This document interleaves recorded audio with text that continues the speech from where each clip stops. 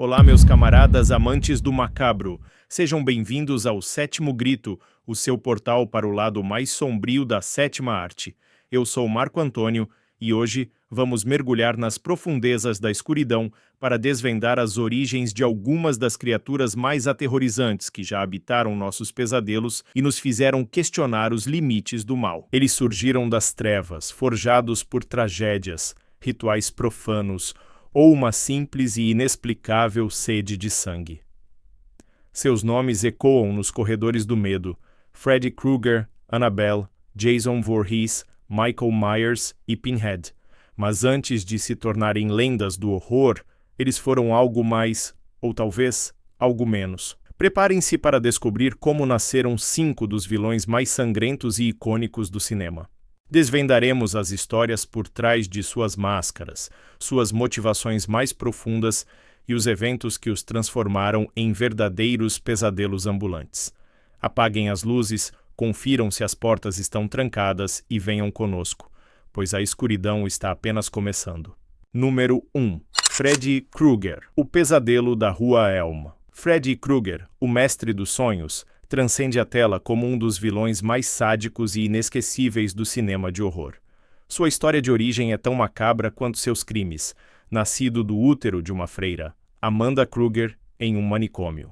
Ele foi o resultado de um estupro coletivo por dezenas de pacientes insanos. Essa concepção brutal já prenunciava a escuridão que viria a definir sua existência. Abandonado e adotado por um alcoólatra abusivo, Freddy cresceu em um ambiente de negligência e crueldade, onde os limites entre o certo e o errado se tornaram irrelevantes. Desde cedo, manifestou uma propensão para a violência e a tortura, começando com pequenos animais e escalando para atos mais hediondos na adolescência. Sua verdadeira identidade como o Estripador de Springwood se revelou quando ele começou a sequestrar e assassinar crianças da pequena cidade. Sua metodologia cruel envolvia o uso de uma luva caseira com lâminas afiadas, tornando-se sua assinatura. A polícia local, impotente diante da astúcia de Krueger, só conseguiu prendê-lo anos depois. No entanto, um erro técnico no mandado de busca e apreensão levou à sua libertação. Uma decisão que a comunidade de Springwood jamais perdoaria. Furiosos e sedentos por justiça, os pais das vítimas, liderados por figuras como a mãe de Nancy Thompson, decidiram fazer justiça com as próprias mãos. Eles encurralaram Fred em sua antiga caldeira e atearam fogo, assistindo enquanto o corpo do assassino era consumido pelas chamas. No entanto, a morte não foi o fim para Freddy Krueger. Em seu último suspiro, ele fez um pacto com demônios dos sonhos conhecidos como Demônios dos Sonhos. Essa barganha infernal concedeu-lhe a capacidade de invadir os sonhos de suas vítimas, transformando-se em uma entidade quase invencível. Nos sonhos, ele é onipotente, capaz de manipular a realidade e infligir dor e morte que se manifestam no mundo real.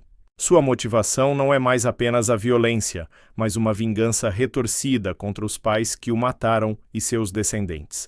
Freddy se alimenta do medo e do desespero, e seu objetivo final é erradicar a juventude de Springwood, perpetuando seu reinado de terror através dos sonhos. A icônica luva, o suéter listrado e o chapéu fedora se tornaram símbolos de um mal que desafia a lógica, tornando Freddy Krueger um verdadeiro ícone do horror que continua a assombrar os pesadelos de gerações. Número 2. Annabelle, a boneca do demônio. Annabelle, a aterrorizante boneca de porcelana, não é apenas um brinquedo inanimado. Ela é um portal, um receptáculo para uma entidade demoníaca que se deleita em tormentar suas vítimas. Sua história de origem é um lembrete chilling de que o mal pode se esconder nos lugares mais inocentes. A boneca, originalmente uma Raggedy Ann de pano, se tornou famosa após os relatos aterrorizantes de suas primeiras proprietárias, 2 estudantes de enfermagem em 1970. No entanto, a lenda da boneca e o que ela realmente representa remonta a eventos mais profundos e sombrios. A boneca, de aparência doce e comum, foi comprada em uma loja de artigos de segunda mão pela mãe de uma das estudantes como um presente. O que parecia um gesto inocente logo se transformou em um pesadelo vivo. Inicialmente, os eventos eram sutis. A boneca mudava de posição por conta própria, objetos apareciam em lugares estranhos e bilhetes com mensagens perturbadoras eram encontrados. Mas a natureza do mal logo escalou. As estudantes e seus amigos começaram a experimentar ataques físicos, arranhões e a sensação de uma presença maligna palpável.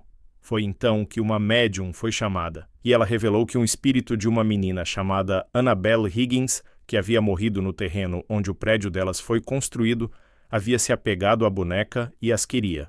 No entanto, o que a médium não percebeu, e que os demonologistas Ed e Lorraine Warren viriam a descobrir, é que não era o espírito de uma criança, mas sim uma entidade demoníaca astuta usando a ilusão de uma menina inocente para ganhar a confiança das vítimas e, eventualmente, possuí-las. A verdadeira origem demoníaca de Annabelle reside na sua capacidade de atrair, ludibriar e, por fim, aterrorizar. O demônio não estava interessado na boneca em si, mas sim nas almas que ela poderia alcançar. A boneca servia como um conduto, um meio para a entidade demoníaca interagir com o mundo físico, realizar seus atos malévolos e exercer sua influência. Ed e Lorraine Warren, após investigarem o caso, confirmaram que a boneca estava ativamente possuída por um demônio com intenções malignas. Para conter o terror, eles removeram Annabelle da posse das estudantes e a colocaram em uma caixa de vidro sagrada em seu museu de ocultismo, onde permanece até hoje, com avisos para não ser tocada ou provocada. A história de Annabelle nos ensina que o mal pode assumir muitas formas e que nem tudo que parece inocente é inofensivo, tornando-a uma prova viva de que o terror pode se manifestar nos objetos mais comuns e assombrar nossas vidas de maneiras inimagináveis. Número 3. Jason Voorhees, A Vingança de Crystal Lake. Jason Voorhees não é apenas um assassino. Ele é a materialização da tragédia, da negligência e da vingança que assombra o acampamento Crystal Lake. A história de Jason começa em 13 de junho de 1946, quando ele nasceu com hidrocefalia e problemas mentais, o que resultou em um rosto severamente desfigurado. Sua mãe, Pamela Voorhees, o criou isolado do mundo para protegê-lo do abuso e do bullying que ela sabia que ele sofreria. Contudo, a tragédia não pôde ser evitada. Em 1958, quando Jason tinha 11 anos, ele foi, a contragosto de sua mãe, ao acampamento onde ela trabalhava como cozinheira. Lá, Jason foi impiedosamente ridicularizado e perseguido por outras crianças por causa de sua aparência. Em um ato de crueldade, eles o jogaram no Lago Crystal, onde ele se afogou tragicamente devido à negligência de 2 monitores, que, em vez de cumprirem seu dever, estavam ocupados se envolvendo. A morte de Jason destruiu Pamela, que jurou vingança contra todos os que a haviam causado, especialmente monitores de acampamento e adolescentes que frequentavam o local. Nos anos que se seguiram, Pamela se tornou a primeira assassina de Crystal Lake, matando em nome de seu filho, morto. A verdadeira e imparável fúria de Jason nasceu quando ele testemunhou ou soube da decapitação brutal de sua mãe no clímax do primeiro filme da série, pelas mãos da única sobrevivente do massacre. Este evento o trouxe de volta da morte, transformando-o em uma força da natureza movida por uma sede de vingança implacável. No segundo filme, ele emerge das sombras, primeiro com um saco na cabeça, e depois no terceiro, encontrando e vestindo a icônica máscara de hóquei que usaria para esconder seu rosto e se tornar o monstro silencioso e indestrutível que conhecemos. Jason, um ser ressuscitado com força sobre-humana e uma invulnerabilidade quase mítica, não mata por prazer, mas por uma justiça distorcida, eliminando qualquer um que ouse cruzar o caminho de seu amado e amaldiçoado Crystal Lake. Sua motivação é simples: proteger seu lar e vingar o trauma e a morte de sua mãe, a única pessoa que o amou. Número 4. Michael Myers, The Shape. A Forma é o antagonista silencioso e inexpressivo que aterroriza Haddonfield. Diferentemente de outros slashers com origens de vingança ou pactos demoníacos, Michael é, segundo seu psiquiatra, Dr. Sam Loomis, o mal puro encarnado, uma força sobrenatural sem remorso ou razão. Sua história de horror começa de forma chocante na véspera de Halloween de 1963. Naquela noite, o garoto de apenas 6 anos de idade cometeu um ato de violência inimaginável. Esfaqueou sua irmã adolescente, Judith Myers, até a morte, usando uma faca de cozinha, vestindo apenas uma máscara de palhaço e assistindo friamente ao seu assassinato. Seu crime o levou a ser internado no sanatório Smith's Grove. Durante os 15 anos seguintes, Michael permaneceu em um estado catatônico e silencioso, observando e absorvendo o mundo com seus olhos do diabo, um olhar vazio e desprovido de qualquer humanidade ou emoção, conforme descreveu o Dr. Loomis. O que se passou na mente de Michael durante esses anos é um mistério, mas é fato que ele se tornou um vaso vazio, uma máquina de matar, desprovida de consciência. A frieza de sua infância e a incapacidade de expressar qualquer empatia o tornaram um enigma, o paciente mais perigoso de Loomis. Em 30 de outubro de 1978, na véspera do 15º aniversário de seu crime, Michael Myers foge de Smith's Grove. Ele retorna imediatamente à sua cidade natal, Haddonfield, usando um macacão e uma máscara branca e inexpressiva que ele roubou, a qual cobre seu rosto, dando-lhe uma aparência fantasmagórica e assustadora. Sua motivação principal, particularmente no cânone original, é simplesmente matar sem motivo aparente. Ele persegue implacavelmente a babá Laurie Strode e seus amigos, agindo como uma força imparável, quase imortal, que resiste a tiros, facadas e fogo.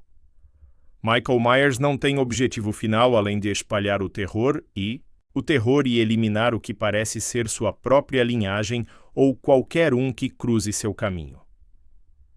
Sua lenda se consolidou como o Boogeyman moderno, o mal inerente que não pode ser explicado, apenas temido. Número 5. Pinhead, o sacerdote do inferno. Pinhead, o líder dos cenobitas, é um ser de horror extradimensional que representa a fusão máxima da dor e do prazer. Sua origem é complexa e remonta à sua vida humana. Ele era o capitão Elliot Spencer, um oficial do exército britânico atormentado pelos horrores que testemunhou na Primeira Guerra Mundial. Após a carnificina das trincheiras, Spencer perdeu completamente sua fé na humanidade. Desiludido, ele se voltou para métodos de gratificação extrema, para encontrar qualquer tipo de satisfação ou sentido na vida, explorando os limites do sadomasoquismo. Sua busca por experiências definitivas o levou a uma caixa de quebra-cabeça mística, conhecida como a configuração do lamento, Lament Configuration. Esta caixa, criada pelo artífice francês Le Marchand, funciona como um portal para outra dimensão, um reino infernal governado pela entidade Leviatã. Em sua busca por prazeres além da experiência humana, Spencer abriu a caixa, o que invocou os cenobitas, seres demoníacos que se dedicam à tortura e à experimentação sensorial. Ao abrir a caixa, Elliot Spencer foi transformado e transcendeu sua humanidade. Ele se tornou o sacerdote do inferno, Hell Priest, mais tarde apelidado de Pinhead, por sua característica marcante. Uma cabeça careca coberta por uma grade de pinos ou pregos martelados em seu crânio. Sua nova existência era a de um ser interdimensional que oferece aos que abrem a caixa uma forma elevada de existência, onde o prazer e a dor são indistinguíveis e levados ao extremo. Ele e os cenobitas não matam no sentido tradicional. Eles levam as vítimas para sua dimensão para torturá-las eternamente em rituais sádicos, acreditando que estão oferecendo-lhes uma experiência além da compreensão humana. Pinhead se tornou o ícone de uma franquia que explora temas profundos de luxúria, depravação e os limites éticos do corpo e da alma.